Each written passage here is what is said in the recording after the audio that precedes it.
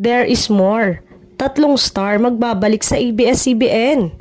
Nauna nang ipinakilala si James Reid sa engranding pagbabalik kapamilya. Matapos nga po ang 5 taon, nagbabalik na bilang isang kapamilya ang aktor, mga awit at talent manager na si James Reid. At sa kanyang muling pagtapak sa paligid ng Kapamilya Network, engrande ang pagsalubong sa kanya ng buong pamilya ng Sunday variety show na ASAP, na ginanap ngayong araw na ito, October 6.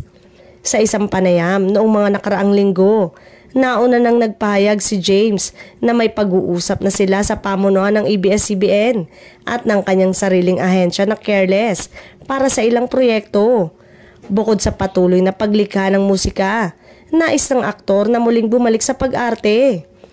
Isa sa mga huling regular na appearance si James ay ang pagiging semi-regular host nito sa It's Showtime.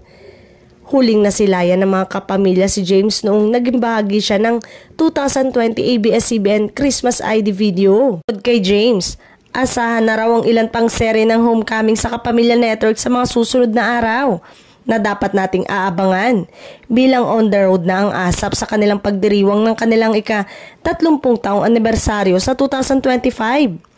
Sino-sino nga kaya ang aasahan na magbabalik na 4 pang kapamilya? Na may bago nga kaya na manggagaling sa ibang network? Komento ng netizen, sana raw ay sina Din Lustre, Erich Gonzalez o kaya naman ay si Angel Locsin.